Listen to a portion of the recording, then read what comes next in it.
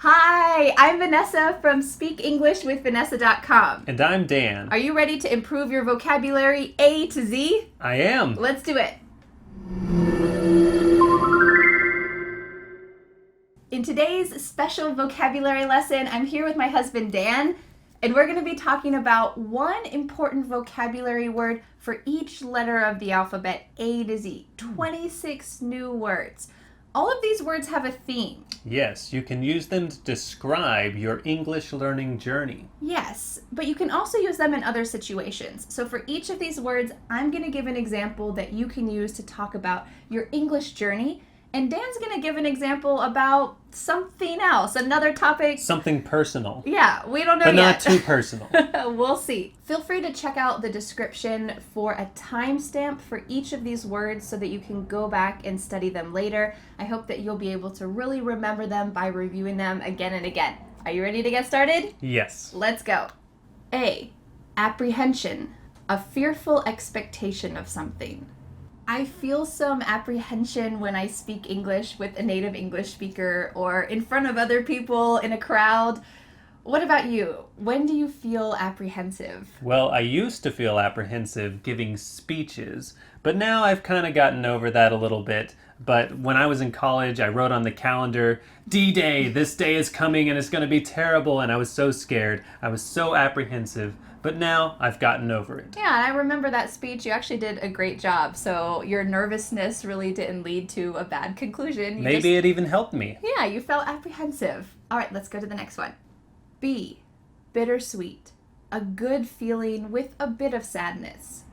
When I studied abroad in Texas, it was bittersweet to leave my host family because I had some really great memories with them, but I was also looking forward to seeing my family back home.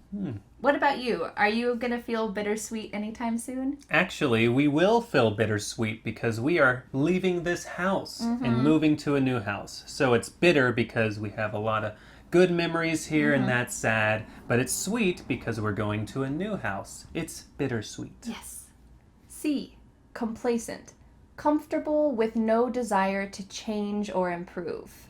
I don't want to be complacent about my English level. I always want to be improving. What about you? What do you do when you feel complacent? Well, I usually try something new. And this word, it actually sounds like it could be positive, but really it's a negative thing. Yes. You're comfortable and you should change. When I feel complacent, I try something new. Like when I was not exercising in the past, I decided to play hockey. So I joined a league and I played hockey on a team and I got lots of exercise. Yeah, you didn't want to be too complacent. D. Diligent. Being committed to a task. I know that I need to be diligent if I want to remember all of these vocabulary words. I should study them every day. Do you know anyone who's diligent? Yes, I do. Vanessa is very diligent. Every single day she works on the Fearless Fluency Club, the YouTube channel. She's always learning new things in English. She is diligent. Thank you. E. Expend. To use up money or energy. Sometimes I expend all my energy worrying about making a mistake, and then I don't actually speak. What about you? How do you feel at the end of the day? Well, lately, I certainly feel expended at the end of the day because we have a toddler. So he's running around all day, we're chasing him all day, and when he goes to sleep at night, we feel expended. We're done. We have to lie down. We have expended all our energy taking care of him, and we just want to relax. F. Feasible. To be possible. Is it feasible to be a fluent English speaker? Yes, it is. Is it feasible for you to be an NHL player? No, it is not. It is not feasible for me to play in the NHL because I haven't practiced enough to play professional hockey. I'm just an amateur. G. Gist. The main idea. I'd like to understand everything in English TV shows and movies, but right now I'm struggling to understand the gist of what they're saying. It's really tough. What about for you? What happened before we filmed this lesson? Well, Vanessa described this video to me and she showed me a script and she started going over everything and I said, it's okay, I get the gist. So I know the main idea, I get it, and I can do it now. Yes, and you're doing great. Thank you. Okay. H. hiatus, a gap or break in an event. I studied English in high school, and after that, I took a long hiatus for 30 years. Wow. What about for you? What's something that goes on hiatus? A lot of times TV shows will go on hiatus. So they'll shoot a season, there'll be season 1, and you're waiting for season 2, but they're on hiatus, so you have to wait. I remember the show Rick and Morty. There was season 1. This is not popular with her, but I like Rick and Morty. There was season 1, and then they went on hiatus, and everybody was waiting for season 2, and it finally came out. Maybe a couple months later. Well, it was longer than I think it was like a year or 2. Oh, okay. That's a long hiatus. I, insatiable, can't be satisfied. I have an insatiable desire to learn English. My desire to learn English is insatiable. Yes, and meanwhile, I have an insatiable desire to eat pizza. I love pizza, so bring me pizza, please. J, jaded, cynical or worn out due to past experience. I feel so jaded about English classes. I've joined so many of them and nothing's worked for me. What about you? Do you feel jaded about anything? Yes, I often feel jaded about politics because every single year you see somebody running and they say the same thing and you just get tired of it. And nowadays too, you have social media, so you're reading people's posts and this side's angry and that side's angry. Nothing gets solved. I'm very jaded about it. You're cynical because you've got this past experience built up, so you feel jaded about politics. Maybe you feel the same way too, or maybe you don't. K, knack, something that's easy for you. I thought I didn't have a knack for languages, but with Vanessa, it's easy. What about you? Do you have a knack for anything? Some people might say I have a knack for playing the piano. I can hear a song, usually something easy, maybe a Beatles song, and then I can spend a few hours and learn it on the piano. I'll just teach myself. Yeah, sometimes it even takes a couple minutes. Yeah, if it's Mary Had a Little Lamb. Okay. So I have a knack for playing the piano. L, lull, a short period of calm or a break. I started watching English lessons on YouTube, but then when I went on vacation, there was a lull in my English learning. What about for you? Was there ever a lull in your life? Oh yeah, there have been lulls in my life.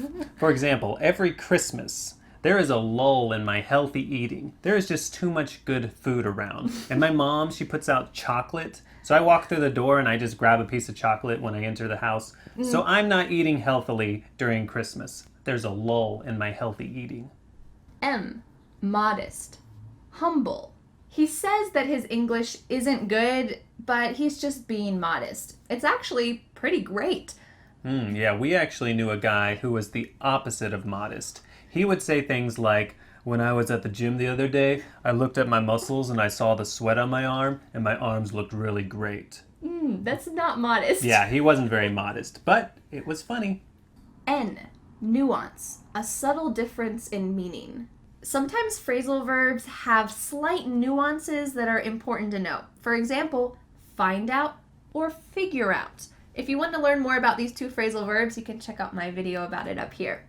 What about for you? Was there ever a time when you needed to learn some nuances? Yes, when you travel to a different country, you'll probably find some cultural nuances. So something in their culture is just a little bit different and you don't notice it right away. So when we lived in South Korea, there were a lot of cultural nuances. They wouldn't speak as directly to you. They would be a little more subtle. They would say things indirectly, and you had to figure out exactly what it meant. Yeah, so it was important for us to be sensitive and aware of these cultural nuances so that we could get along with other people and understand each other. O, obsolete, no longer used, rare. Vanessa teaches me real conversational English, things that are not obsolete, things that are really used in real life. What's something that's obsolete in your life? Well, I used to have an iPod, and I would listen to that thing every single day, but now it's obsolete. Apple doesn't even make an iPod anymore. They make iPhones. So just a dedicated music player is obsolete. Sure. I want to let you know that I got this idea to go through the alphabet with English vocabulary from Jacob from EnglishTVLive.com. He has a podcast, And on different episodes, he's talking about 5 vocabulary words for each letter of the alphabet. So it's much more intensive than what we're doing today, 5 words. And he interviewed me for the letter O. We talked about obsolete, oblivious, ominous, omit, opportunistic, these 5 words. So if you'd like to check out Jacob's podcast, and especially the episode that we made together about the letter O, check out the link in the description so that you can learn more English. P, pragmatic, practical, useful. I try to be pragmatic about what I study in English. Is it useful? Is it important? What about you? Are you generally a pragmatic spender when it comes to money? Yeah, when it comes to money, I think I'm generally pragmatic, but I am less pragmatic than Vanessa. She only buys things she needs. But I'll look around and I'll get the nicer things in life. I'll spend a little bit more money, but not too much. Sure, I think you appreciate beauty in a way that maybe I don't always appreciate. So Sure. I am very pragmatic, and you're generally pretty pragmatic when it comes to spending. I'm pretty pragmatic. Yeah. Q, quench, to satisfy a thirst or desire. My desire to learn English is unquenchable. I will never be complacent. Yes, and we typically use this word for your thirst, right? On a hot summer day, a cold beer will really quench your thirst. R, rash, acting without much thought. When my boss told me that I needed to give a presentation in English, I immediately quit my job. Okay, I admit that was a little rash. Just a little rash, yeah. Some people said that we made a rash decision when we got married at 22 years old, which is a little bit young in this country, maybe a little bit. Yeah, some people thought it was rash, but we knew we were right for each other, and we had been dating 5 years, so we knew it wasn't rash. S, sheer, complete only. It was sheer luck that I found Vanessa's YouTube channel because it has helped my life so much. I hope that's true for you.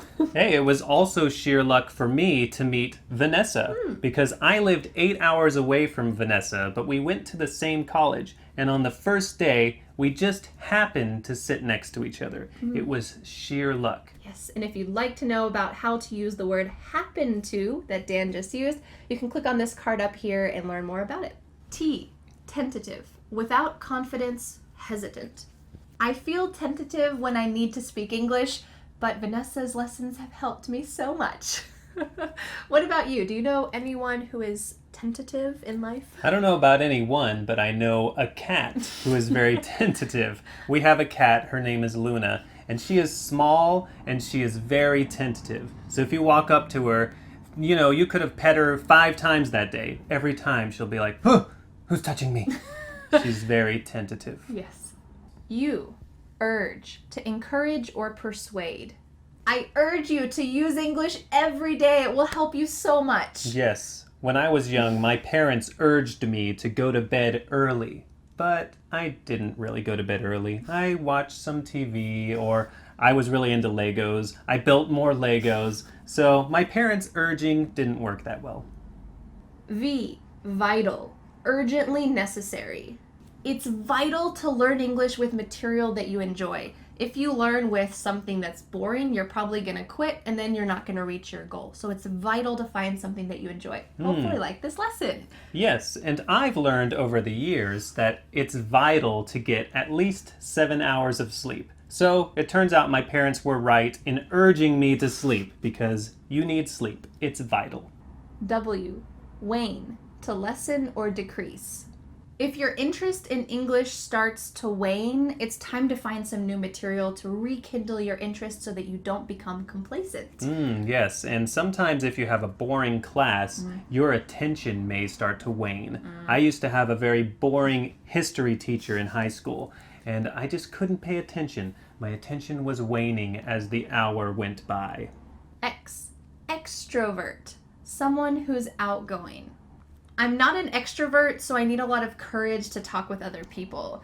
What about you? Are you an extrovert? Yeah, I think some people think I'm an extrovert, and I think that's generally true, but I actually value my alone time a lot. Sometimes Vanessa will say, hey, come to this party, and I'll be like, No, I don't really want to. You need some alone, quiet time, which is understandable. If you want to learn more words to describe people, you can check out this video I made up here. It's a personality test, so you can see which answer fits you and learn some wonderful descriptive words like extrovert to describe the people in your life. Y, yap, to talk noisily. I saw them yapping away in English, and I wanted to do the same, but I didn't have the courage to speak up. Yes, and somebody in your family might be a big yapper.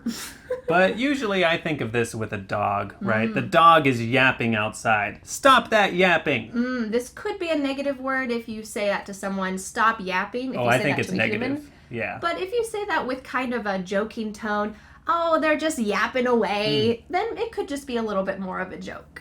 Z, zealous, excited, fanatic. Never doubt that I'm zealous about English. Do you know anyone who is zealous? Yeah, I know a few people who are a little overzealous about politics. So you're just going over to their house and you just want to have a nice chat, but then they turn the conversation to politics. And now they have to talk about it and they want you to change your mind. And you're just like, dude, I want to have a beer with you. So maybe they're a little bit pushy. You can be overly zealous or you can just be zealous. Thanks so much for joining me, Dan, for this vocabulary video. You're welcome. It was fun. I'm glad that it was fun. I hope it was fun for you all too. And now I have a question for you. I want to know which one of these words was new for you. And if your friend asked you, what can I do to improve my English? What would you urge them to do? Yes. Do you have an insatiable desire to learn English? Yes. If you were complacent before, I hope you are zealous about English now. Yes. Thanks so much for learning English with us, and we'll see you again next Friday for a new lesson here on my YouTube channel. Bye. Are you ready to get started? A. It's for apprehension. Just make sure you don't get hypertension. Who's Dan? Don't be silly. A fearful expectation of something. And now there's a giant truck driving by. I'm apprehensive about this truck. Okay, so bittersweet. A good feeling with a bit of sadness. I'm making faces because they won't see it anyways. Okay. Do you know anyone who's diligent? I am not diligent. Do you think a man who wears a pineapple shirt is the most diligent man you've ever seen? I'm diligently wearing pineapple shirts every day. I have expended my resources. That's my example. Dan is a robot. I am crashing. I'd like to understand. The next step is to download my free ebook, 5 Steps to Becoming a Confident English Speaker. You'll learn what you need to do to speak confidently and fluently.